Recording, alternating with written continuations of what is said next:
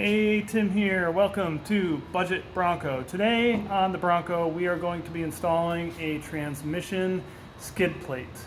In my opinion, especially if you have the automatic transmission and your Bronco did not come equipped with a factory skid plate, this is the weakest point of the Bronco as it relates to off-roading. If you intend to do any kind of off-roading and you don't have a skid plate covering your transmission, you're going to want to seriously consider getting one.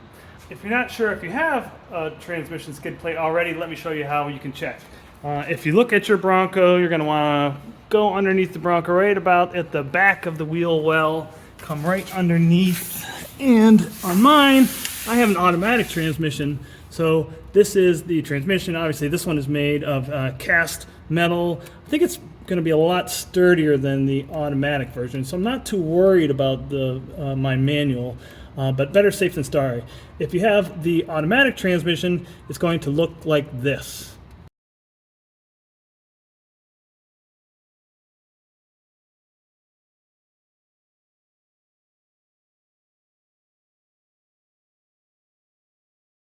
And as you can see, that piece of plastic is just going to be really open to any rocks. If you're doing off-roading, a big rock gets up into there, could easily crack that pan. Even if you're just driving on the highway and you hit a piece of road debris, you get a crack in that pan, you are done. You will lose your transmission fluid and you will be stuck. So better safe than sorry. Highly recommend a transmission skid plate.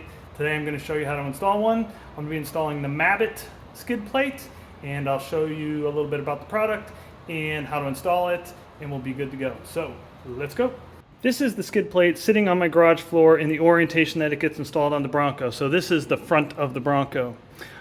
This skid plate is made of aluminum, not steel, so it's going to be a little bit lighter. It's 1/4 inch thick though, so it's pretty darn sturdy and beefy. I think this is going to, take a lot of damage before you get any cracks in that. Not going to be quite as strong as steel, but it is 1/4 inch thick, so going to give you a lot of protection. It weighs 16 pounds, so it's going to be a lot lighter than steel, of course. So I think this is good material. It did come from the factory with a powder coat.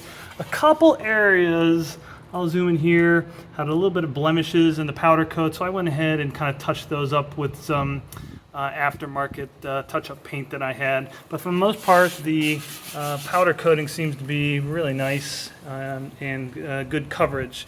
It's going to install really simply. There's 4 attachment points. 1, 2, 3, 4.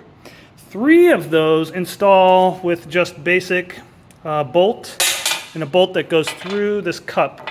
The reason that it comes with that cup is so that when it's installed underneath the Bronco, that cup protects the head of that bolt. So as you're off-roading and you hit any rocks or scrape this up, it'll protect the hex on that bolt so you can still get it off, even if there's a bunch of damage being done to the underside of the skid plate.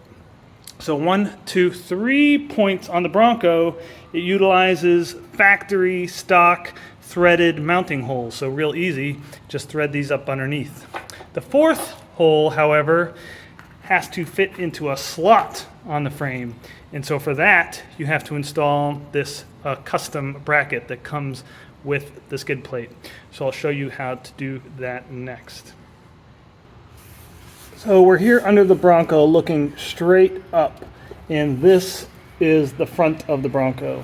This is a frame member that runs crosswise from left to right, and you've got a large slot right in the middle of the Bronco, this hole, and then a smaller oval-shaped hole. This oval-shaped hole is where we want to mount the skid plate, and there's no threaded connection in there. So essentially we need to create a threaded connection with this bracket that comes from Mabett with the skid plate. And so the way this works is you start over on this large opening, and you, with the nut side of the bracket facing upwards, slide it in through that slot, work it over towards this oval. This is where we want to create the threaded connection. So you just use your fingers and just kind of slide it over, and now you can see we've got that hole, threaded hole from this bracket right in the middle of that oval, which is what you want. and we'll use this other hole to use a bolt, and this is just for purposes of keeping it from flopping around when we go to mount the skid plate. So you're just going to hand tighten a bolt on here. Again, this is for the sole purpose of keeping it from flopping around when you go to actually mount the skid plate.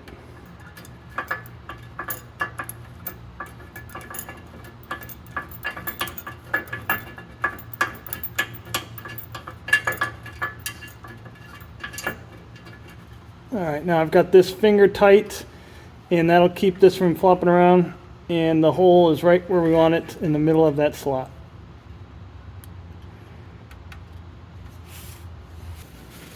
Okay, now the camera is looking back towards the rear end of the Bronco. This is the skid plate. I'm just using a toolbox to kind of set it on to keep it up towards the Bronco, so I can go ahead and hand tighten the fasteners. I've already got this one in. I recommend you put the front of the skid plate in first, hold the back up with something like a toolbox, and I'm just going to go around and hand tighten each of the 4 mounting points just to get it up there. So that's the second mounting point. I already got the first one hand tightened in the front on this side, so now I'll go to the other side. Hand tighten here. Again, each of these bolts has this protective mounting cup to protect it from damage on rocks. Otherwise, you might never be able to get it off. Again, just hand tighten there.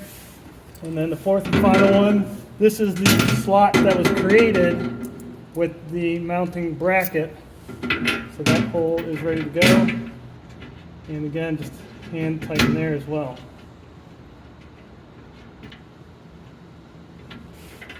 Hit them with my ratchet.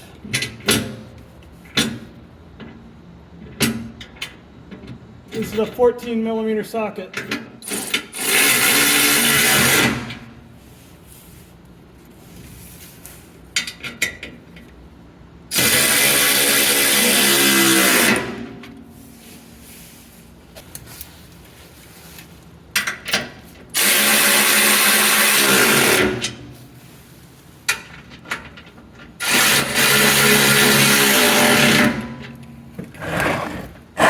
Push that out of the way, and we're fully installed.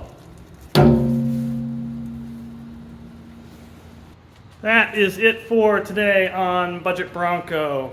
There are plenty of different options for transmission skid plates or other kinds of skid plates for that matter available on the market. Again, this one is from Mabett. I think they make pretty good products and at very reasonable prices, and I'll include a link to this one in the description. Pretty easy to install, just that extra step to create the mounting point with that bracket that I showed you. You don't have to have a lift. I just did it here in my garage using a toolbox to kind of support it while I got the 4 mounting points in. So that is it for today. As always, thanks for watching. If you like my videos, I appreciate a like and subscribe down there in the corner, and thanks for watching.